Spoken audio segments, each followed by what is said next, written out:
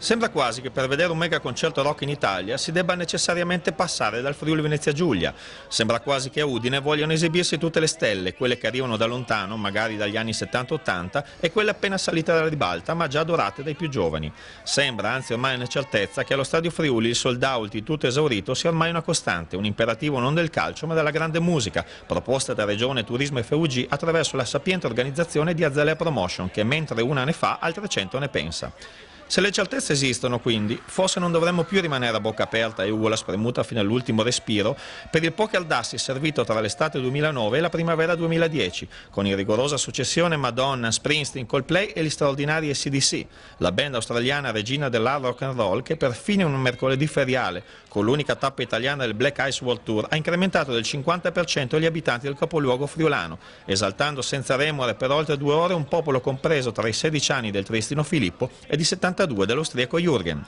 100 giornalisti in tribuna stampa, ma 300 accrediti richiesti da tutta Italia, da Slovenia, Croazia, Austria, Germania, Inghilterra ed addirittura dagli Stati Uniti, con il famoso critico del Corriere della Sera, Mario Luzzatto Fegiz, a guidare un manipolo di critici musicali senza uguali. Facile quindi parlare di obiettivo completamente raggiunto anche dal punto di vista promozionale, con un rapporto assolutamente positivo tra investimenti, ritorno economico immediato, vedi ogni tipo di alloggio esaurito nel raggio di 50 km, e quello successivo di immagine a medio-lungo termine. In 10 mesi abbiamo trasformato Udine e il Friuli in una delle grandi capitali del rock a livello mondiale, ma non è soltanto questo, è il fatto che questo è un grande evento turistico, 19.200 biglietti venduti all'estero, l'80% dei biglietti venduti fuori dal territorio regionale, una ricaduta anche in termini economici gigantesca e una promozione per il Friuli Venezia Giulia ad ogni livello. C'è musica per tutti i gusti, per tutte le tasche, davvero per ogni genere di appassionato. Siamo molto soddisfatti di questo risultato che, ripeto, proietta Udine e Friuli Venezia Giulia ai vertici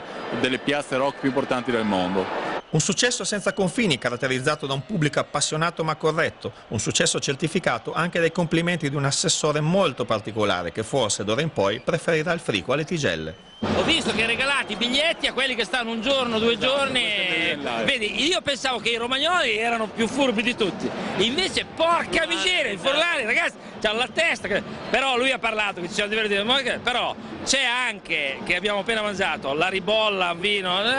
del San Daniele, del frico, che è la roba, e tanta pascerina, quindi è una serata strepitosa. Quello degli AC/DC è stato il concerto più emozionante, quello più coinvolgente, quello che ha fatto tremare l'erba e le tribune e soprattutto il petto di ogni singolo essere umano presente. Ce l'aveva già dimostrato il boss Springsteen, ma con la band di Angus Young, chitarra sprenata in bermuda e petto nudo, e Brian Johnson, voce tagliente e penetrante, è ormai chiaro per tutti che a 60 anni si può ancora fare impazzire la platea con una forza esplosiva che nulla ha da invidiare a quella dell'impronunciabile vulcano islandese. Back in Black, Hells Bells, fino al delirio legittimo e collettivo per You Shook Me All Night Long, che giovani e meno giovani hanno cantato, o meglio urlato, insieme agli AC/DC che sembravano i ventenni di quando sono apparsi clamorosamente sulla scena del rock fra il 1975 e il 1977. 2 ore abbondanti da togliere il fiato in una scenografia di luce e di immagini studiata nei minimi dettagli per creare un clima rovente da angeli con il diavolo in corpo. Chissà quale delle 2 anime prevale in questi eterni ragazzi di Sydney, chissà quale anima prevale in ognuno di noi.